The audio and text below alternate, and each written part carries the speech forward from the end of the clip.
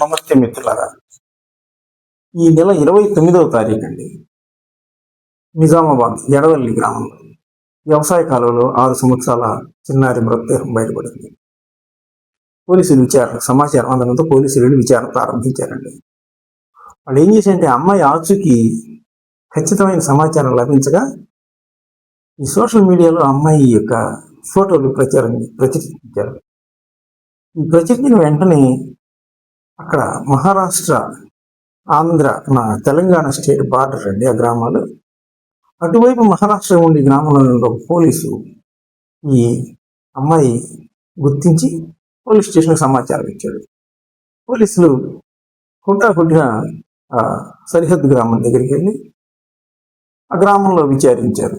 వెంటనే ఆ అమ్మాయి అలాని వాళ్ళ అమ్మాయి వాళ్ళ నాన్న పాండురంగా ఆ ఫ్యామిలీ చూపించారు. ఇంటికి వెళ్ళి పోలీసులు విషయం చెప్పి ప్రశ్నిస్తుంటే వాళ్ళ తండ్రి యొక్క ప్రవర్తన అనుమానాస్పదంగా కనపడింది. వెంటనే పోలీసులు ఒక్క నిమిషం వెంటనే అతన్ని అదుపులోకి తీసుకొని ప్రశ్నిస్తే కూర్చున్నాడండి. నేనే అమ్మాయిని చంపానండి.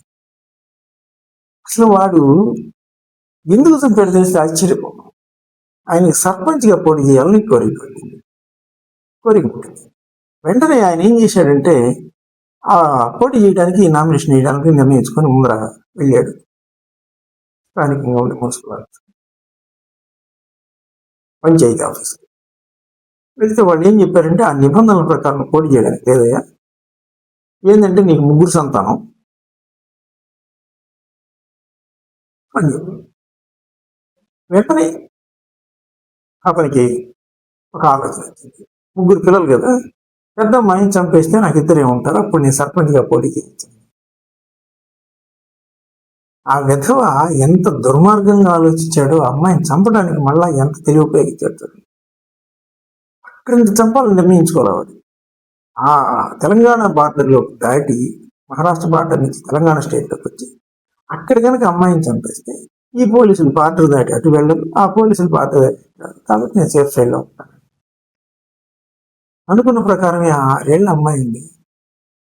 ప్రపంచంలో అసలు అత్యంత రక్షణ పిల్లలకు ఎక్కడ దొరుకుతుందంటే తల్లిదండ్రి, దానికి మించి లేదు అసలు. వాళ్లే చంపితే పిలిస్తే ఇంకే రాకుండా ఉండేదేముంది. తండ్రి పిలిచాడు, పని మీద ఎక్కింది పాప అమ్మాయి. చక్కగా పొలాల గుండా కాలువ దగ్గర తీసుకెళ్ళాడు. కాలువలో అయిపోతుంటే అమ్మాయి ప్రాధాన్యపడింది. అయినా ఈ దుర్మార్గుడు కనికరించాల అమ్మాయిని వ్యవసాయ కాలువలో తోసి వెళ్ళిపోయింది. ఎందుకు విషయం ఏంటంటే ఆ విధవ కనీసం ఆ నియమ నిబంధనల పేపర్ చదివినా కూడా ఇది జరిగేది కాదు.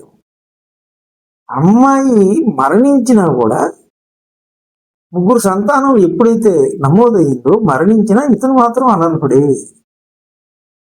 ఆ విషయం తెలియక ఈ విధవ చూడండి ఎంత స్వార్థమో, తన సొంత కూతుర్ని చంపితే అతను సర్పంచ్ అవుతాడని ఆశతో చంపాడు. మొన్న గత వారంలో పెళ్లికి ఒప్పుకోలేదని తల్లిని తండ్రిని మత్తు ఇంజక్షన్ ఇచ్చి చంపేసింది. చూడండి, పిల్లలు చిన్నప్పుడు ఎవరి దగ్గర అత్యంత రక్షణగా అత్యంత హాయిగా ఉంటారో అక్కడ తల్లిదండ్రులే చంపేస్తున్నారు.